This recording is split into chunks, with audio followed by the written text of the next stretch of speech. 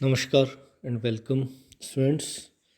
Doctor Devendra Sharma, सहायक आचार्य समाजशास्त्र, राजकीय महिला महाविद्यालय सातुल शहर से। और आज हम इस वीडियो के अंदर पढ़ने जा रहे हैं जो सीमित देव निदर्शन है। पिछले वीडियो में हमने पढ़ा था देव निदर्शन की जो प्रमुख विधियां हैं, चाहे वो लॉटरी विधि हो, कार्ड विधि हो, टिप्पेट विधि हो या ग्रिड विधि हो। और आज इस वीडियो के माध्यम से हम पढ़ेंगे सीमित देव निदर्शन की विधियों को। इनको सीमित देव निदर्शन या अर्ध देव निदर्शन के नाम से भी जाना जाता है। इसमें दो विधियां सम्मिलित की जाती है, तो इनके बारे में आज हम यहाँ पे उल्लेख करेंगे। लेकिन आपसे निवेदन रहेगा कि आप हमारे वीडियो को लाइक और शेयर ज़रूर करें, चैनल को सब्सक्राइब ज़रूर करें, व्यूज़ दें इसके ऊपर ज़्यादा से ज़्यादा। तो आइए हम पढ़ते हैं सीमित देव निदर्शन के बारे में। इसकी पहली विधि है सीमित देव निदर्शन की, जो नियमित अंकन प्रणाली कहलाती है। नियमित अंकन प्रणाली में समग्र की सभी इकाइयों को एक निश्चित क्रम में व्यवस्थित किया जाता है। सबसे पहले क्रम में जमा लिया जाता है। इन इकाइयों में से निश्चित अंतराल के बाद में आने वाली जो इकाइयां हैं, उनको निदर्शन के अंदर उनका चुनाव किया जाता है। हम इसका एक एग्जाम्पल के रूप में देखें तो जैसे मान लीजिए हमारे पास 40 जो कुल इकाइयां हैं समग्र में, वो 40 हैं। इसमें से 10% निदर्शन हमें चुनना है, अर्थात 4 इकाइयों का चुनाव हमें करना है। तो हम क्या करते हैं कि इसमें 40 जो इकाइयां हैं उनको क्रम संख्या प्रदान करते हैं, 1 2 3 4 5 6 7 8 और इस तरह से 38 39 और 40। और इसके बाद में जैसे ही इसमें क्रम संख्या प्रदान करके और 4-4 के अंतराल को रख सकते हैं या किसी अन्य अंतराल को रख सकते हैं। जैसे 4-4 के अंतराल से हम इकाइयाँ चुनते हैं, तो मान लीजिए पहली इकाई 7 चुन लेते हैं, तो उसके बाद में 4 के अंतराल पे 11 इकाई आएगी 11 नंबर की। उसके बाद में 4 के अंतराल पे 15 नंबर की इकाई आएगी और उसके बाद में 4 के अंतराल पे 19 नंबर की इकाई आती है। इसमें ये कहा गया कि नियमित अंतराल के बाद में इन इकाइयों को चुन लिया जाता है और जो प्रथम और अंतिम इकाई है उसको लगभग उसका चुनाव हम उसमें नहीं करते हैं, उनको छोड़ दिया जाता है। तो इस प्रकार से ये जो प्रणाली है वो नियमित अंकन प्रणाली के नाम से जानी जाती है, क्योंकि इसमें सभी इकाइयों को नियमित अंतराल के बाद में चुनाव है वो किया जाता है।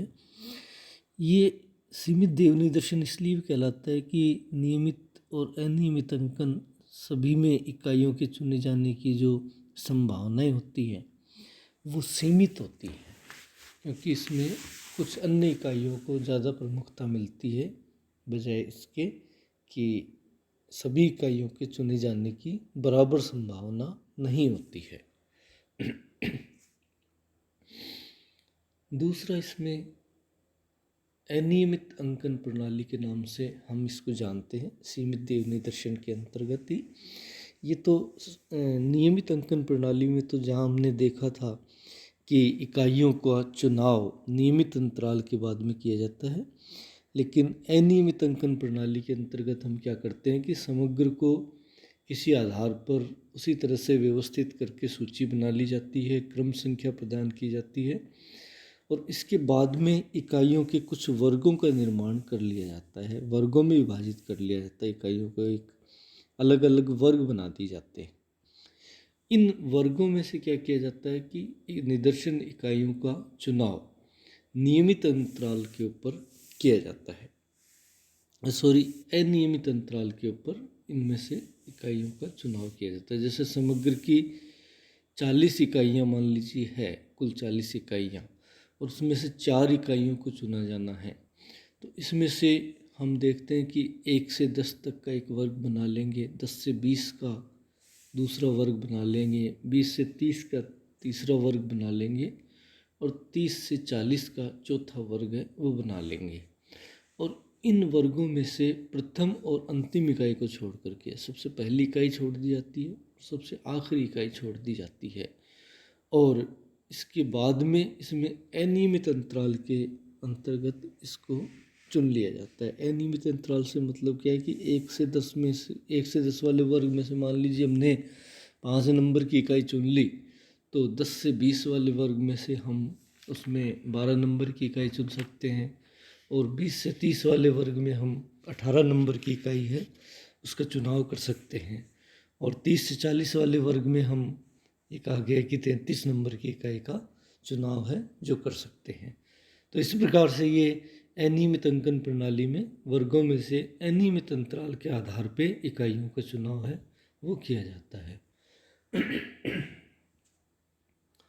देव निदर्शन जो विधि है उसके प्रमुख महत्व क्या है, उसकी क्या गुण है, इसके बारे में अब हम बात करेंगे कि देव निदर्शन पद्धति किस प्रकार से उपयुक्त मानी जाती है।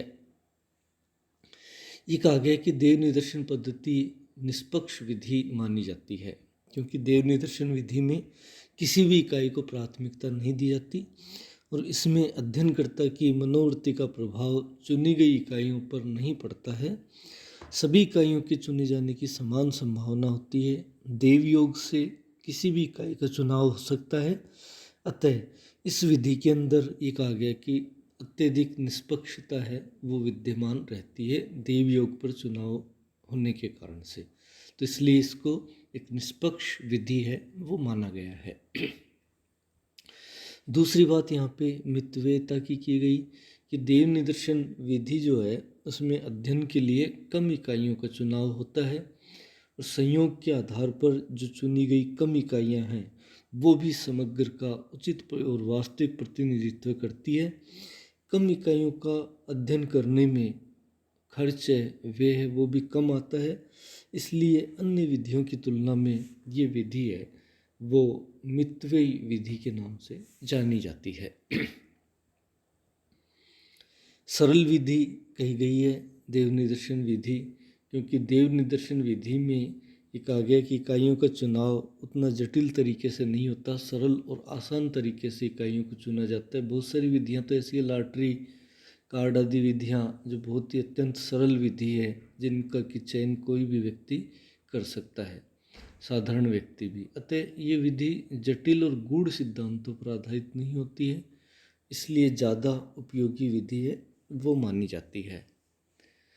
और वैज्ञानिक विधि इसको कहा जाता है देव निदर्शन विधि को, क्योंकि इसमें ये कहा गया कि निश्चित सीमा के अंतर्गत प्राप्त होने वाले परिणामों के अंदर शुद्धता देखी जा सकती है। संपूर्ण विधि निष्पक्षता पर आधारित होने के कारण प्राप्त होने वाले जो परिणाम हैं वो भी शुद्ध होते हैं, इसलिए ये विधि एक वैज्ञानिक और तटस्थ विधि है वो कही गई है। देव निदर्शन विधि में शुद्धता का परीक्षण किया जाना आसान होता है, क्योंकि इस विधि के अध्ययन के अंतर्गत शामिल होने वाली जो त्रुटियां हैं उनको आसानी से पता लगाया जा सकता है। ये त्रुटियां संयोग पर आधारित होती है, तो इनको ये आसानी से उसमें हमें पता लग जाती है। वास्तविक प्रतिनिधित्व है वो इन विधि में कहा गया है कि देव निदर्शन विधि में चुनी गई इकाइयाँ संयोग पर आधारित होती है।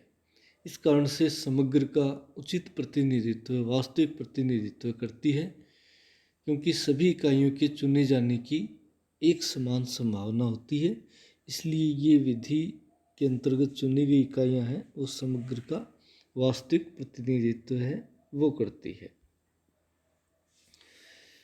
तो इस प्रकार से देव निदर्शन विधि अपने चुनाव के कारण से अत्यंत महत्वपूर्ण है वो मानी गई है। धन्यवाद।